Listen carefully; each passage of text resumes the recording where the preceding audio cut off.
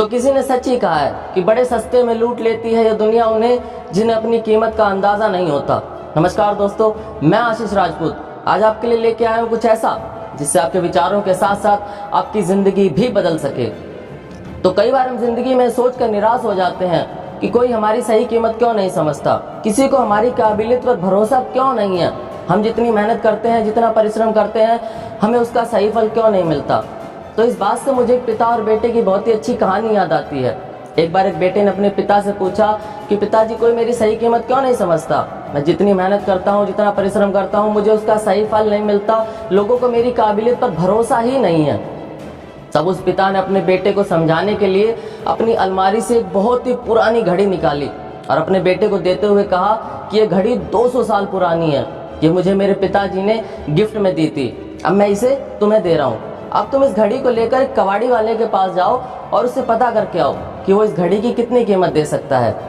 तो जैसा पिता ने कहा, बेटा उस घड़ी को लेकर कबाड़ी वाले के पास गया और कुछ देर बाद जब बेटा लौटा तो पिताजी ने पूछा, हाँ बताओ, कबाड़ी वाले ने इसकी कितनी कीमत लगाई। तो बेटे ने कहा कि कबाड़ी वाले ने कहा है कि यह घड़ी लोहे की है और मैं इसके वजन के हिसाब से तुम्हें सिर्फ इसके 20 रुपए दे सकता हूँ।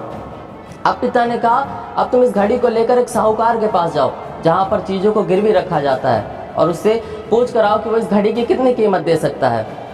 तो बेटा उस घड़ी को लेकर साहूकार के पास जाता है और जब कुछ देर के बाद लौट के आता है तो पिता उससे फिर पूछते हैं कि हाँ बताओ, साहूकार ने इसकी कितनी कीमत लगाई।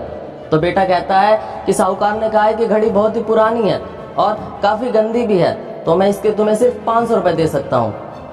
अब पिताजी ने उससे कहा कि अब तुम इस घड़ी को लेकर म्यूजियम वालों के पास जाओ और उनसे पता करके आओ कि वो इस घड़ी की कितनी कीमत दे सकते हैं। तो बेटा उस घड़ी को लेकर म्यूजियम वालों के पास जाता है और जब कुछ देर के बाद लौट कर आता है तब पिताजी उससे फिर पूछते हैं कि बताओ, म्यूजियम वालों ने इसकी कितनी कीमत लगाई।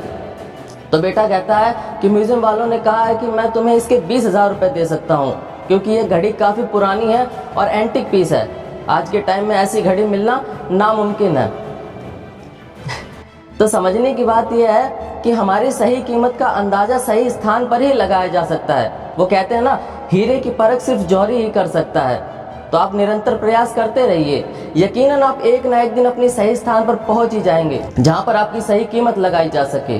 और कोशिश हमेशा करते रहिए, कोशिश करना मत छोड़िए। वो कहते हैं ना, कोशिश करना मत छोड़ो, क्या पता आपकी अगली कोशिश आपको आपकी मंजिल तक पहुंचा दे।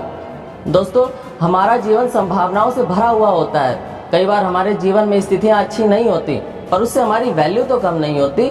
यदि मनुष्य के रूप में हमारा जन्म हुआ है तो इसका मतलब है कि हम बहुत ही स्पेशल और इम्पोर्टेंट हैं। ये 2-4 नकारात्मक लोगों की बातों में आकर अपने मूल्य को कम मत आंकिए। आप निरंतर प्रयास करते रहिए और अपनी सही कीमत मिलने की दिशा में आगे बढ़ते रहिए। आशा करता हूँ आपको मेरी बात समझ आई होगी। इसी के साथ मैं आज आपसे विदा लेता हूँ, फिर मिलेंगे ऐसी किसी ज्ञानवर्धक वीडियो के साथ। और तब तक के लिए यदि आपको हमारी वीडियोस अच्छी लगती हैं तो हमारे चैनल को सब्सक्राइब ज़रूर करें और बेल आइकन को प्रेस कर लें ताकि हमारी आने वाली अगली वीडियो की नोटिफिकेशन आपको जल्द से जल्द मिल सके। धन्यवाद।